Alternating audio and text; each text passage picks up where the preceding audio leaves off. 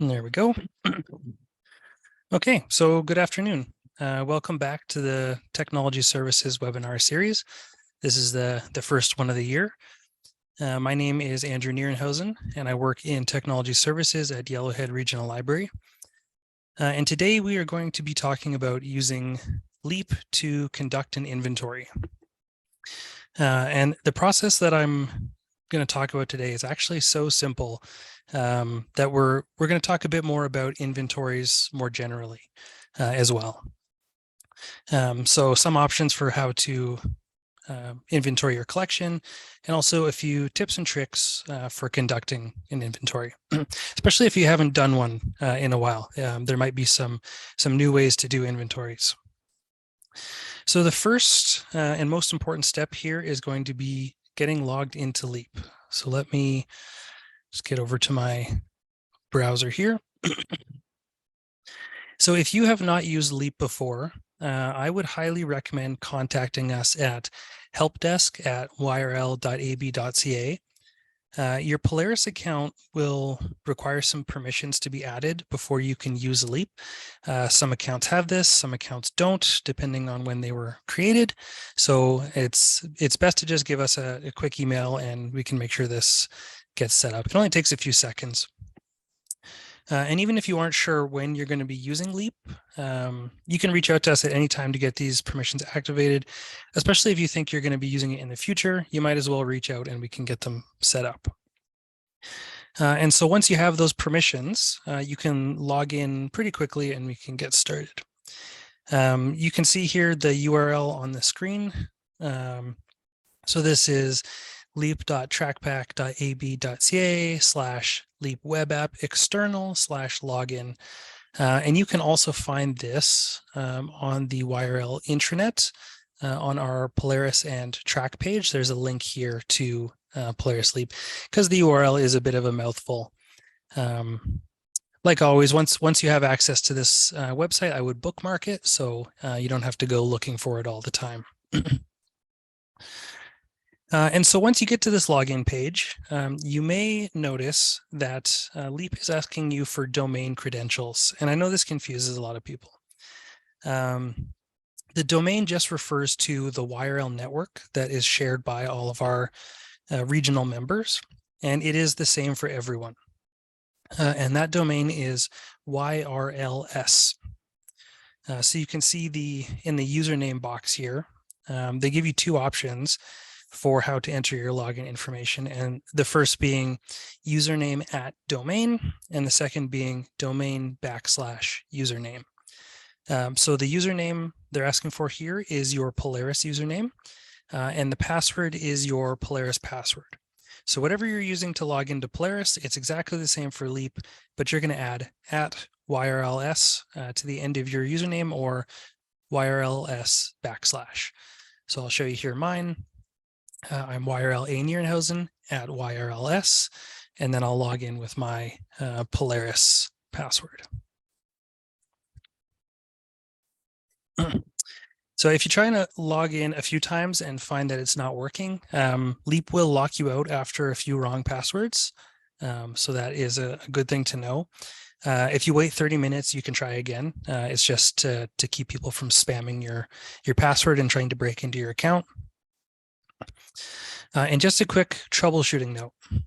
Most times when people have difficulty logging into Leap, it's because they are accessing Leap from the wrong URL. They might have an old URL saved from a couple of years ago, or if you try Googling Polaris Leap, you might come up with a Leap page for another library. So just remember to keep this URL handy or to access it through the intranet.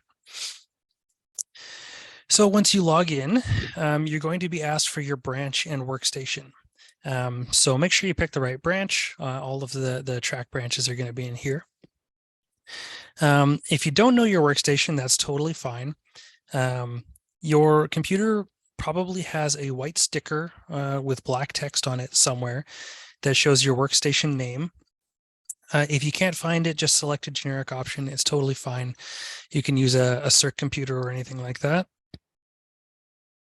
All this does is when you make changes to something in Leap, it just records which workstation made those changes, just so there's a record of changes and transactions.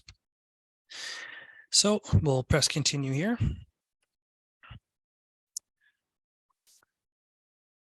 And it's going to load Leap files, which is going to take a second. So if you aren't familiar with Leap, you may want to watch our previous webinar on getting started with Leap, and that is on the YRL YouTube page. I'm not going to be covering most of that information here, so if anything really confuses you, you can check out that video. You can also reach out to me with those questions, or you can ask me those questions at the end of the webinar. So now we are actually in Leap, and I'm going to show you the quickest, simplest way to do an inventory. And after I show you, you are probably going to say, duh, thanks, Andrew. I could have figured that out myself. But then I'm going to take a step backwards and I'll explain what is actually happening during an inventory and what other things you might want to do alongside of an inventory. So to get started, we press the check-in button up here. Then we select the inventory tab. Now you scan every item at your library, and that is an inventory. So that seems a little too simple, right? But that all depends on what you are hoping to get out of your inventory. If you want detailed circulation statistics about every item that you're scanning in and an overall picture of your collection, this method is not going to do those things. But if you just want to know which items from your collection are actually at the library or in circulation, and that those items aren't lost and missing, then this process is all that you need. So I'll break down a bit more. I'll give you the real details here, the actual inventory process, because there's a few steps that go on behind the scenes in finishing an inventory. So after you've scanned every book in the library, all the ones that you can find, you've made a good effort to find all the books in the library using this inventory check-in function, which, by the way, is also available in regular Polaris. But the bonus of using Leap, of course, is that you can put this on a laptop or a tablet and walk around the library scanning books rather than trying to cart a PC around or bringing all of the books up to your desk. And actually, there is a page here again on the YRL intranet for Polaris inventory. And you'll see down here we have Polaris Leap inventory circulation method. And this is what we're kind of talking about today. I'll talk about the PIM as well. But if you want more written instructions, you can find a lot of information about this right here. Right, so after you've scanned every book in the library, you would normally let YRL know that you have completed your inventory. And we would run some reports and then get back to you with some more information. So let's talk a bit about those reports and what they are doing. So this is absolutely something that you can do yourself if you're so inclined, but I just want to demystify what exactly it is that YRL is doing when you complete an inventory. So when I get a heads up that you have finished scanning all of the books in your collection, I go to Simply Reports. This is my very trusty multi-tool. And what I do here is I run an item list report. And so this is just a report that lists all of the item records that meet my criteria. So my criteria here is going to be items from your specific library that have not been inventoried in the last year and have no circulation activity in the last 3 months. So I'm just going to go ahead and build that report real quickly, just in case you're interested in what it looks like. You need to have a column selected for output here. So I'm going to throw in barcode, and I'm just going to pick one of our libraries at random, say Alder Flats. And then we're going to do some relative dates here. So something that has last inventory date more than 1 year ago. And last circ status change And we're going to say 3 months. So why these criteria?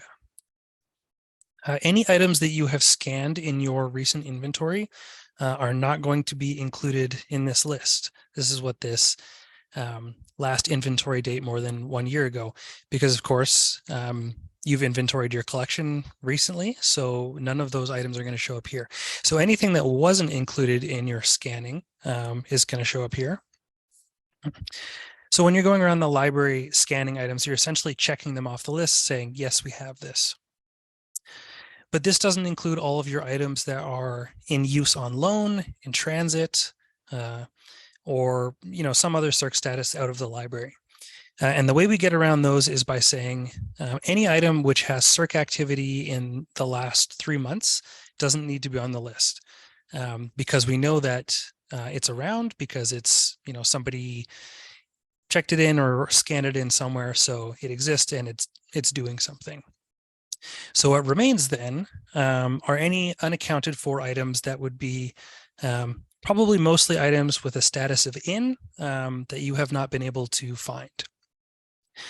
And so after I run this report in Simply Reports, I'll get all of those items listed in one place. And what I do then is I create a record set of those items, which you can do directly from the Simply Reports results page. And I can bring up that record set in Polaris or Leap and bulk change all of those items to a record status of missing. And this is usually the point where we hand things back to the library. In Polaris, you can run a missing item report, which essentially just lists out all of your items that have the status of missing. And this is a report that you can run yourself in Polaris, or YRL can run for you and then send you that list. So this report gets run and you get to play hide and seek with those items. So you would take your missing item list, spend a couple days, couple weeks searching the library for those items just to make sure. You keep an eye on items coming back into the library, maybe looking underneath your shelves or behind sofas, things like that. And once you have done your best and feel as though there's nowhere else in the library that your missing items could be hiding, we run another item list report for all of those missing items at your library, and then we bulk change them to withdrawn, and they are removed from the collection. At this point, as far as we are concerned, these items no longer exist in your collection. They've gone missing in one way, shape, or form, and they've been removed from the catalog. Now the ILS will much better reflect your collection. People won't be putting holds on things that aren't actually there. It'll provide you with more accurate circulation and collection data. And if at some point one of those withdrawn items resurfaces and you want to put it back into the collection, it can easily be undeleted and returned to service as long as it happens in a reasonable timeline. And I know there are a handful of libraries who they're not just looking to ensure the accuracy of their collection, but they might also want to review the collection, maybe item by item, as they're going through this process. So this is where the PIM machine comes in. And you may be familiar with the PIM machine. This is a laptop that we normally send out to your library when you request an inventory, but you might not be familiar with all of its functions.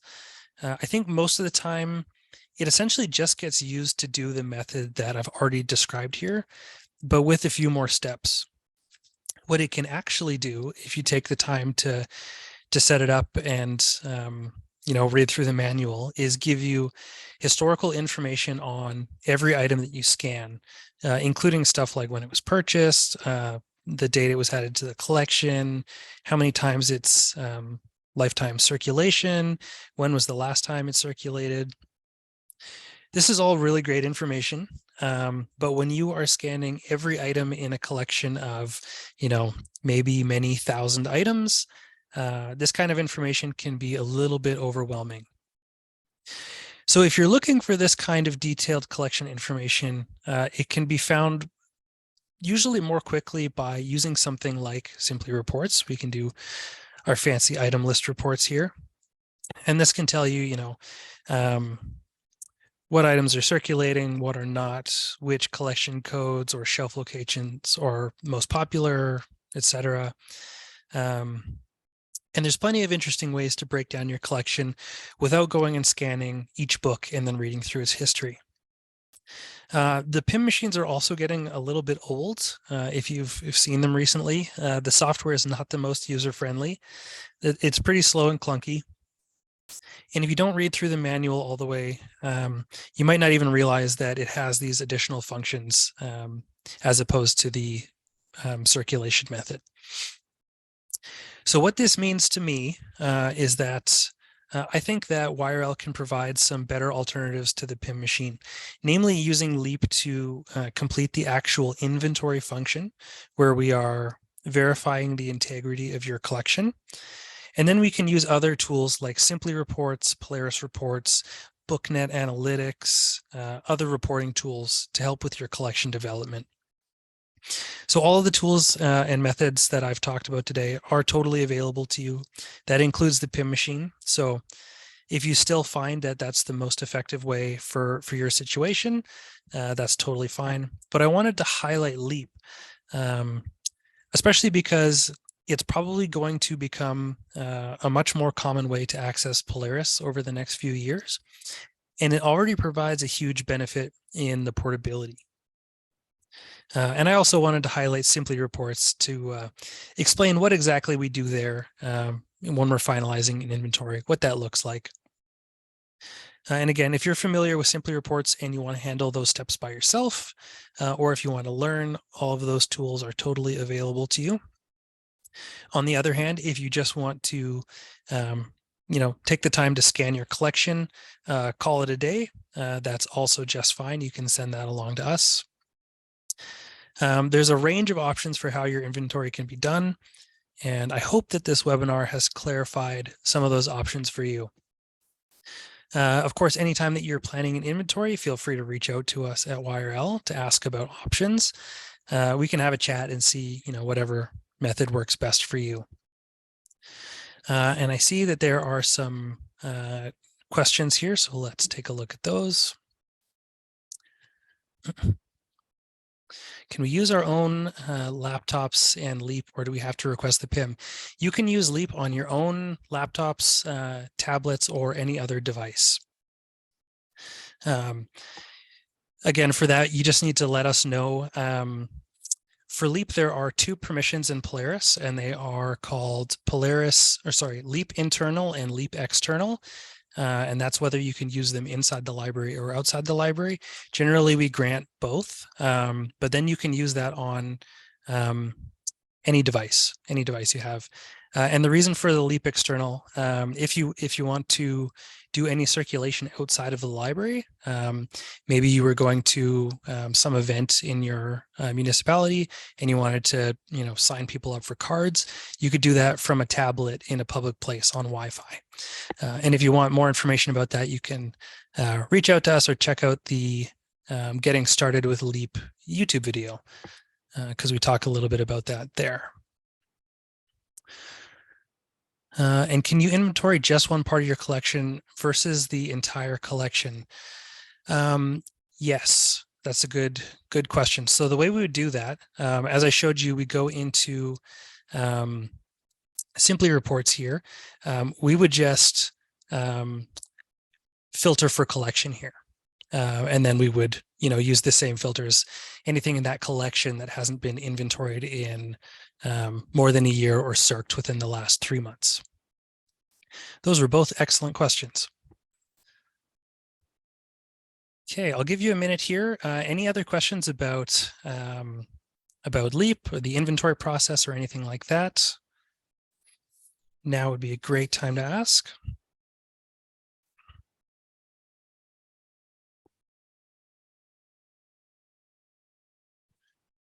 Okay, well then I think that's going to do it for today's webinar. It's just a quick one.